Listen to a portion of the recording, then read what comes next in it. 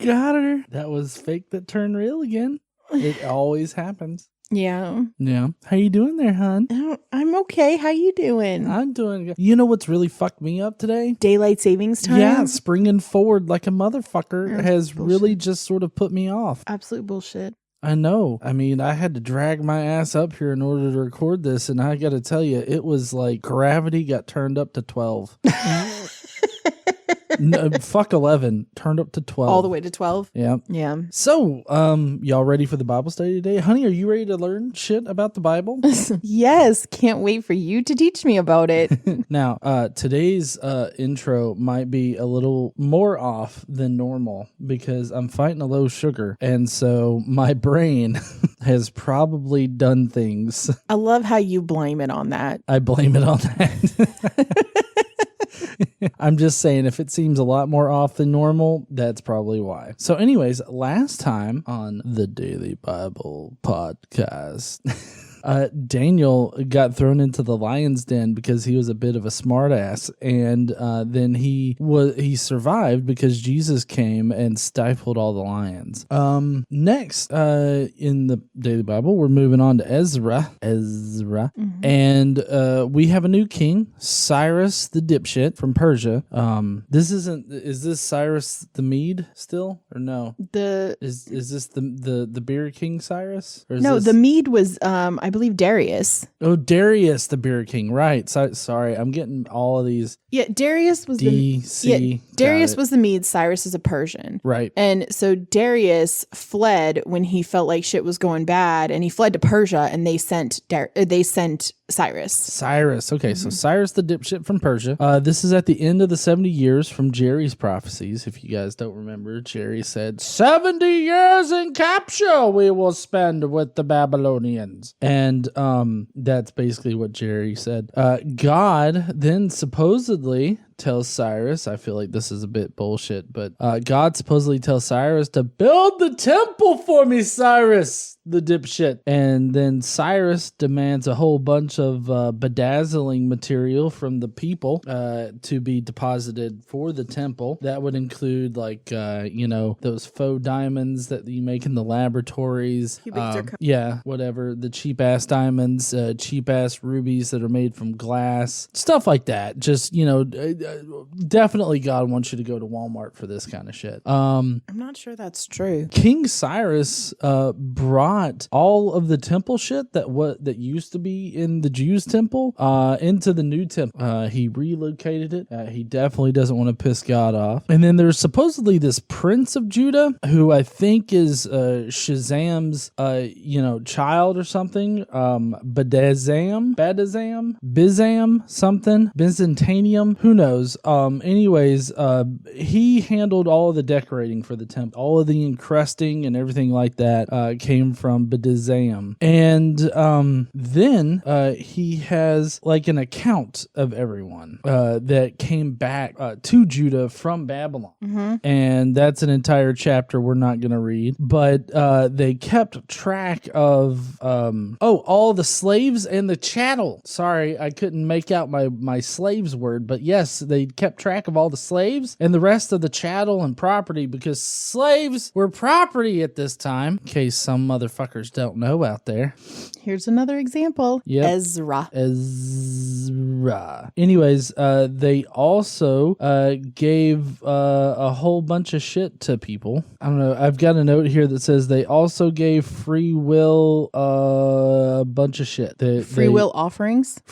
Oh, yes. Free will offerings. That's what that word is. That's the low sugar talk in there. They also gave free will offerings, and it was just a shit ton of gold and silver and other shit to the tune of 943 washers in today's hick measurements. I feel like it would be more washers. More washers? I feel like it would be more washers. I mean, I don't know. Maybe. Anyways, then the altar gets rebuilt, and then they burn a bunch of animals alive on it. That's horrifying. And then then they gave everyone a little bit of money so that they could build the temple floor plan, to which they then have a party. I guess after they build the temple floor Right. and foundation, they just have a party. Okay. And they throw the best kind of parties. They give everybody those Flava Flav clocks, to put around their necks. They got chains. They bling them up. They give them those fake grills to put in their teeth, and then they just buy a bunch of whores to come in. I don't think that's what happens. I mean, they partied, and every time they have a party, they always have whores. I'm not wrong. Yeah, I mean, that's okay. So that's how it worked in my experience in college, but like, that's not. What? What? Okay, moving on from that uncomfortable conversation. There were a lot of mixed citations. No, wait. Conditions. Emotions. There were a lot of mixed emotions about laying the temple foundation. So glad you're teaching me about this. I know. And people cried. They wept. They cheered. They what? Cheered.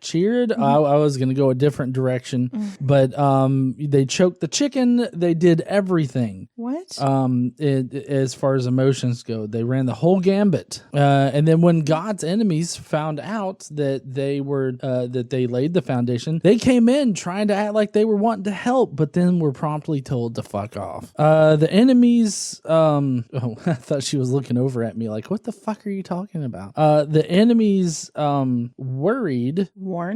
Oh, warned. The enemies warned against, the enemies, fuck. The enemies were warned against them doing during this entire process. I don't know what that's supposed to mean, but I guess we'll find out because the my notes were enemies shitty. warned people. Oh, they warned people and encouraged them to not build the temple because it's like being blinged out by Exhibit on Pimp My Ride. This is not what we discussed. I mean, you don't even know what we discussed. At this point, I'm not sure what we discussed. I'm coming out of my low sugar haze right now. That is clear. What the fuck? Anyways, I feel like I need the Bible study this week. So. Yeah, you feel like you need it? Yep. Okay. Well, we'll do that right after the intro. Yeah. We'll see you guys here in a second, I guess. Okay.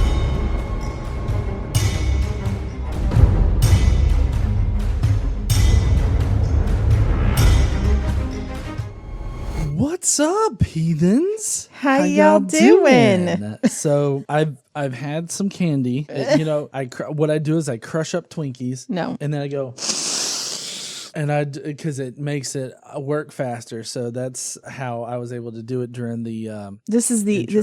the after the intro portion where we don't talk a bunch of bullshit. Well, I mean, we're doing the Bible, so we do talk a bunch of bullshit. What are you talking about? But, yeah, I mean, holy fuck. You don't snort Twinkies. I mean, if you ask people in the comment section, I snort Twinkies every night before bed after having 3 double cheeseburgers every single night. That's been, historically, people in the comments know everything. So yeah. All right, you're right. This is your portion, so I'm gonna let you. I didn't mean my portion. That's not what I meant. You're still the most entertaining part of this portion. I'm just reading this ridiculous book. I'm gonna make sure to read along. Okay. And I will try to provide good commentary where I can. Okay, I appreciate that, because if it wasn't for that, I'm really not sure anybody would watch. I think people would watch. Oh no. Okay, so last time we got a new king, right? Because Darius the Mede, we kind of talked about this earlier. Darius the Mede left. He got really drunk and he just sort of left one day and he ghosted everybody. I mean, I don't know if he was drunk. Maybe it doesn't say that, but he left. He thought shit was getting ready to go sour, so he skedaddled and went to Persia. And then Persia sent Cyrus. So now we have a new king, Cyrus. There was nobody here there was nobody in Babylon to stop him from becoming king. And so he just kind of walked in and was like, I'm king. And there you go. I can just imagine that, him walking in like, hello, I'm here for an audit. Am I the king now? I am the king now. So anyway, that's where we ended up. And we're going to start this time off talking about some stuff that goes on in Cyrus's first year as the king of Babylon. And the period of time we're getting ready to start is the period of restoration for the Jewish people, for the Judeans, essentially. Israelites too, but we are coming to the close of the 70 years that Jeremiah prophesied, right? The 70-year exile. We're coming to the close of that. And one of the first things Cyrus does is where we're going to start in the book of Ezra. Okay. So Ezra 1, we're going to do 1, 2, and 3 today, a few verses of 4, but we're also going to skip like 63 or so, I think, verses of chapter 2. And you'll figure out why when we get there. Are you ready? Yeah. Okay. So let's start. Also a little bit of this very first few verses of Ezra are also in 2 Chronicles chapter 36. Okay. So in the first year of Cyrus, king of Persia, in order to fulfill the word of the Lord spoken by Jeremiah, the Lord moved the heart of Cyrus, king of Persia, to make a proclamation throughout his realm and also to put in writing. Before we get to that, I think it's kind of interesting here that it's not that the Lord spoke to Cyrus or anything. The Lord moved his heart. Well, yeah, kind of like when it was Pharaoh and he hardened his heart. Right. But I'm just saying, like, a lot of time apologists will say, well, God, he gave us free will. Yeah, the Bible's antithetical to that. Right, I know. But it seems weird that it's like, oh, God gave us free will. He doesn't want to force us to do anything. But yet we constantly have stuff like this in like Ezra 1, everybody keep that in mind, where God apparently moved the heart or affected the free will of Cyrus. The king, yes, he does that. God hardens hearts. He closes wombs and opens them at his will. So yeah, free will and the whole idea of it within the Bible is extremely contradictory to the idea of free will. Like the shit that happens in here. Yeah, and they say God did it. So I don't understand why people want to argue about that. God's always slinging his glory around.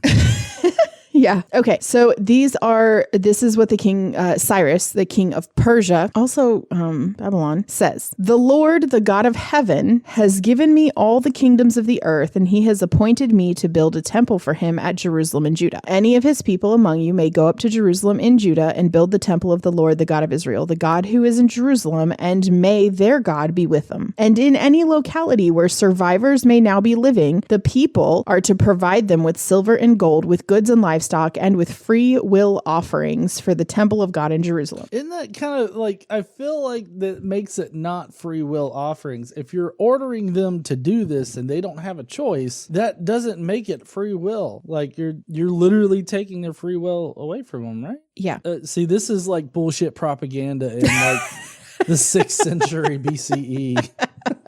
So once he puts out this proclamation, whatever, once he puts this out, the family heads of Judah and Benjamin and the priests and the Levites, everyone whose heart God had moved, prepared to go up and build the house of the Lord in Jerusalem. All their neighbors assisted them with articles of silver and gold, with goods and livestock, and with valuable gifts in addition to all the free will offerings. It doesn't surprise me that God reserves like affecting free will when it gets him shit. Oh yeah. He's like, I'm looking at my neighbor's fucking dishware, their china. I'm looking at their china hutch and I'm thinking, I like those dishes. Hey, Cyrus, tell these motherfuckers to bring their dishes when they come and rebuild my temple and put them in my temple, because I want to eat the fucking the livestock that they cook for me off of them dishes. Okay, thanks. You ready to continue? Yeah. Moreover, King Cyrus brought out the articles belonging to the temple of the Lord, which Nebuchadnezzar had carried away from Jerusalem and had placed in the temple of his God. Cyrus, king of Persia, then had them brought by Mithridath, the treasurer, who counted them out to Sheshbazzar, the prince of Judah. Oh, Sheshbazzar.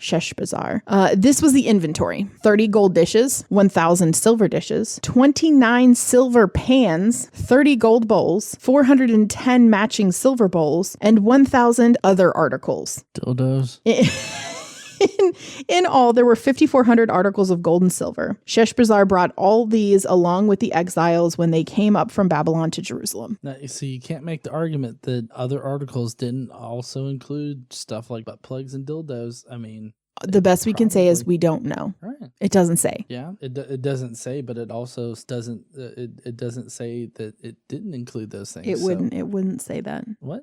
It wouldn't. That's not how it all works. Okay. Okay. Now I'm going to read the beginning part of this, but then we're going to do some skippage. Now, these are the people. So we're starting Ezra 2, right? These are the people of the province who came up from the captivity of the exiles whom Nebuchadnezzar, king of Babylon, had taken captive to Babylon. They returned to Jerusalem and Judah, each to their own town, in company with, and then he lists names. I'm just going to read these and then we're going to stop. Zerubbabel, Joshua, Nehemiah, Seraiah, Reelaiah, Mordecai, which is way easier, Bilshan, Mispar, Bigvai, Rehum, and Bana. Okay. And then it continues and it says, the list of the men of the people of Israel. And then it says, like, for example, the descendants of Parash, 2,172 of Shephatiah, 372 of Ara, 775 of, we're not doing this, right? We're not, this is 60, I'm not shitting you, 3 verses of that. We're not doing. Okay. So essentially what happened was they do a record of the descendants of the people who left, right? So your descendants and servants of Solomon, and then they list them all and how many there were. And it's absurd and we're not doing it. So the governor ordered all these people not to eat any of the most sacred food until there was a priest ministering. They name out the priests, they name out the temple servants, and go through all of that. If you want to read it, Ezra chapter 2, verses 1 through 63, have at it. We're going to continue with 64. Ready? Ooh, so interesting thing here. The governor, this is Ezra 2:63. The governor ordered them not to eat any of the most sacred food until there was a priest ministering with the Urim and Thummim. Yes. Isn't that the shit that the Mormons use? No, I think those are different things. Never mind. It sounds eerily similar to the little eyeglass thing and the chest plate that the Mormons use to read the gold plates. Sure. Anyways, sounded similar. Okay. So we're going to continue at Ezra 2:64. Can you just imagine having to sit there and wait for the priest with his magical utensils to bless the food? Like, and he says some Harry Potter, like, some incantation. Guardian Leviosa. And it's like, there you go. Now you can eat it. It's like, it's the exact same food. What the fuck happened? Now it's blessed. Oh, fuck me. Okay. Or if you're Catholic, now you're a cannibal. Yeah. Okay. I'm sorry. So the whole company numbered 42,360. Now the company is the whole group, right? And this is aside from their 7,337 male and female slaves. Yeah. I mean, they had slaves. Just in case anybody was wondering. Yes, they are not counted as part of the they're not counted as part of the people. They are their property, and they are listed along with 200 male and female singers, which apparently are also property. 736 horses, 245 mules, 435 camels, and 6,720 donkeys. So this company had a lot of ass. Mm-hmm. Yeah. Yep. Yeah. Almost as much ass as slaves. What? I don't even know what that means. A lot of ass, meaning the donkeys, right? 6,720, and they had. Oh, they had almost as many donkeys as they had slaves. Okay, that's not how I heard that. So I'm glad you clarified, because I was like, "What do you mean the slaves have all that ass? Like, what does that mean?" No, I said there's almost as much ass as there is slaves. I think you left out as there is. Oh, maybe I did. I don't know. I don't know either. My sugar's fucking me up.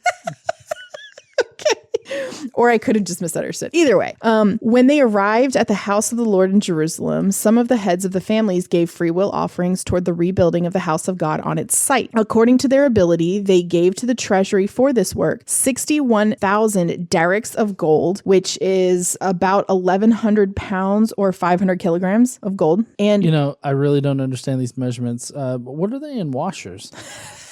I'm sorry. Go ahead. And 5,000 minas. Here's also what I don't understand. You use the measurement of derricks for gold, but you have to use the measurement of minas for gold. Why can't you just use the same measurement for both things you're talking about right the fuck now? I don't understand. Silver? Huh? Silver and gold. Yeah, sorry, you said gold twice. Oh, so sorry. Yeah, they use derricks for gold and minas for silver, and I don't understand why they used a different measure. Like, why? I don't know. Anyway, 61,000 derricks of gold and 5,000 minas of silver. 5,000 minas is about 3 tons or 2.8 metric tons if you're not an imperialist. Oh, also, they had about 100 priestly garments that they gave also. So they decked them out with new clothes and shit. The priests, the Levites, the musicians, the gatekeepers, and the temple servants settled in their own towns along with some of the other people, and the rest of the Israelites settled in their towns. So everybody's dispersing. They all came to Jerusalem together at first to do their offering thing, drop all the shit off, and then they went to their own hometowns. Okay. I mean, how bougie do you have to be like, you know what? We need people singing in the temple 24/7. Okay. I want to the windows, to the walls, to the sweat drip down my balls. I don't think they're singing that in the temple. I mean, we don't know. It doesn't say they didn't. I love this argument. I'm so glad Apologists introduced me to it. Yeah. Yeah. Okay. All right. When the 7th month came and the Israelites had settled in their towns, the people assembled together as one in Jerusalem. Then Joshua, son of Jozadak, and his fellow priests, and Zerubbabel, son of Shealtiel, and it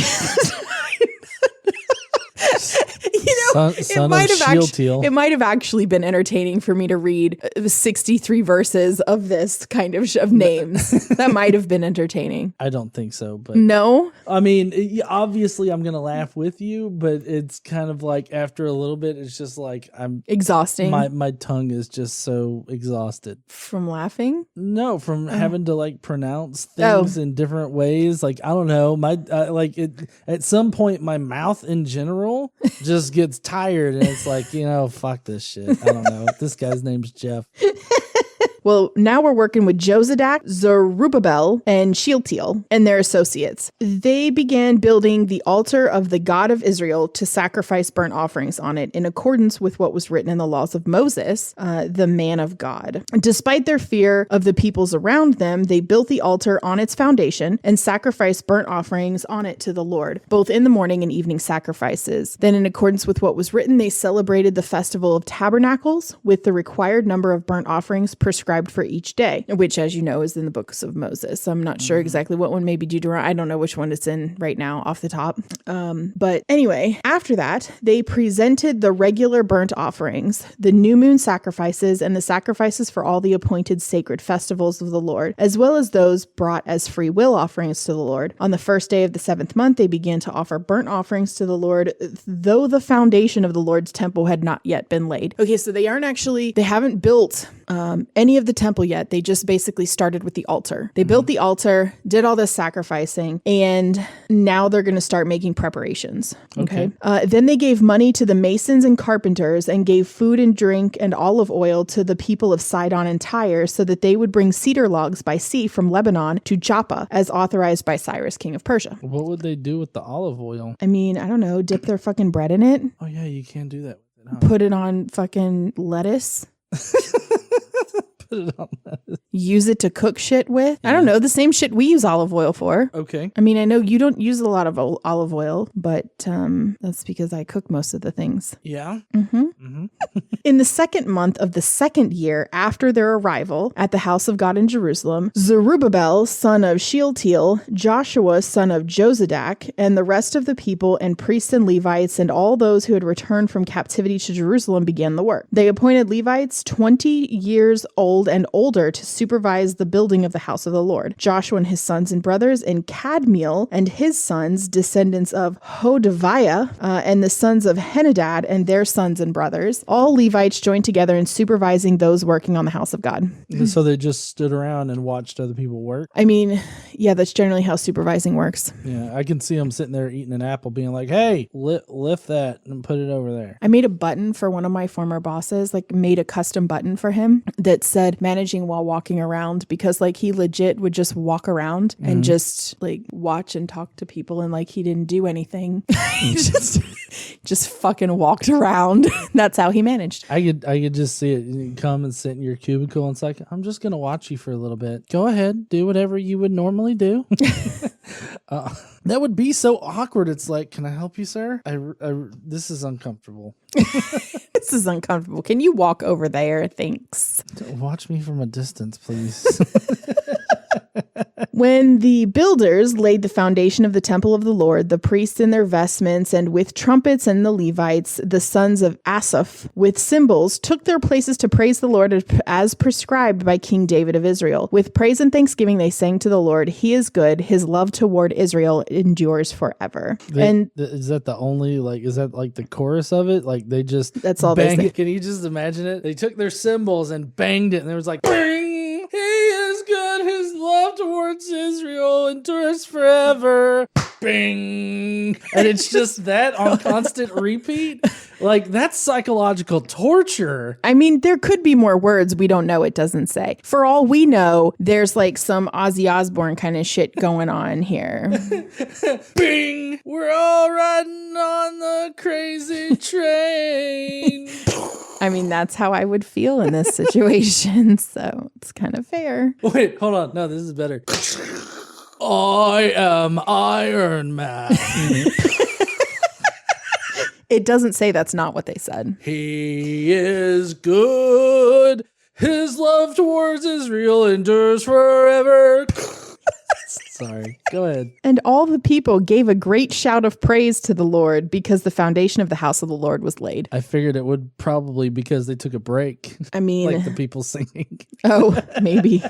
But many of the older priests and Levites and family heads who had seen the former temple, they must have been really old because if they've been out for 70 years, they're going to be fairly old. I mean, I really don't think they would be alive. I mean, especially not during this time. I agree with you. I'm not sure many of them would have been. Right. So because this would be had seen the former temple. Now they would have at least had to have been 12 years old or something like that, maybe. And so you're talking about a motherfucker that's 84 years old in the 6th century BCE.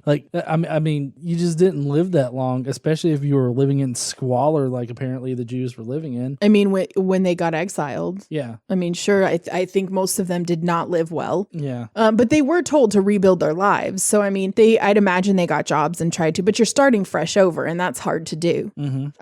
Okay, so anyway, many of these older folks who had seen the former temple wept aloud when they saw the foundation of this temple being laid, while many others shouted for joy. No one could distinguish the sounds of the shouts of joy from the sound of weeping because the people made so much noise and the sound was heard far away. I mean, can you just imagine you're sitting there crying and everybody else around you is just shouting for joy and it's like, why are you shouting?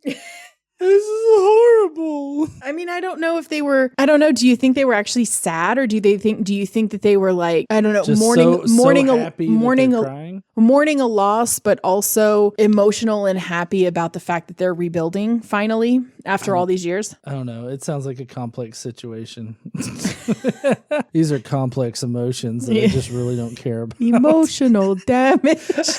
Emotional damage. Oh my God. That guy cracks me up. Yeah. Okay. Are you ready? Yeah. Okay. So that's the end of Ezra chapter 3. We're going to start chapter 4, but we're only going to do a few verses. When the enemies of Judah and Benjamin heard that the exiles were building a temple for the Lord, the God of Israel, they came to Zerubbabel and to the heads of the families and said, let us help you build, because like you, we seek your God and have been sacrificing to him since the time of Esarhaddon, king of Assyria, who brought us here. But Zerubbabel, Joshua, and the rest of the heads of the families of Israel answered, you have no part with us in building a temple to our God. We alone will build it for the Lord, the God of Israel, as King Cyrus, the king of Persia, commanded us. Yeah, bitch. Get fuck off. So apparently this pissed off the enemies of the Judeans because the peoples around them set out to discourage the people of Judah and make them afraid to go on building. They bribed officials to work against them and frustrate their plans during the entire reign of Cyrus, king of Persia, and down to the reign of Darius, king of Persia. So there's another Darius after. Jesus, we kind of talked about that. Do you think that they could maybe come up with some new names? No. Like, I mean, I don't want like Shalilabad or anything like that, but I mean, like, you got Cyrus and you got Darius, and then who's gonna come after this motherfucker? Another fucking Cyrus? Come on, have a Jeff in there or something. Yeah. I'm just saying, like, come on, come up with some different names. Okay. That's all for today. And we're actually next week we're gonna jump out of Ezra because we're doing this time warp thing. Yeah. And we're going to go back to Daniel for his last vision. Okay. I know it. As with his previous visions, this vision is going to be filled with symbology. Ooh. There will be a period of mourning, and Daniel will have this startling vision, and we talk about how he reacts. We talk about how he's comforted and what happens there. He's clearly upset by this vision. Okay. Following this vision, there will be some political changes made in the kingdom. All right. And there will be a contemptible king, a king who exalts himself. And then we're going to talk about the end of time and the time of fulfillment. Also, God is going to make a promise to Daniel. Of course he is. God loves making promises he can't keep. Yep. And then the week after that, we're going to go back into Ezra about the temple rebuilding and all that. Okay. But Daniel has this vision in the middle, so we've got to address it here. Yeah, of course. Yep. All right. Awesome. Well, can't wait for that. So if y'all want to hear more story about Daniel, you'll have to tune in next week. But before y'all leave out, why don't you go down below and let us know what you thought about today's Bible study down in the comment section. We'd really love to know what you guys think about all of the, how many washers is it comparable to, what they donated and stuff. Also, how about God violating that free will thing? That seems a bit antithetical to apologist narrative. Let us know what you guys think down below in the comments. And while you're down there, why don't you smash the like button right now and also subscribe if you're not already subscribed. And as always, don't forget to stand up and use your voice. Bye, heathens. Bye, y'all.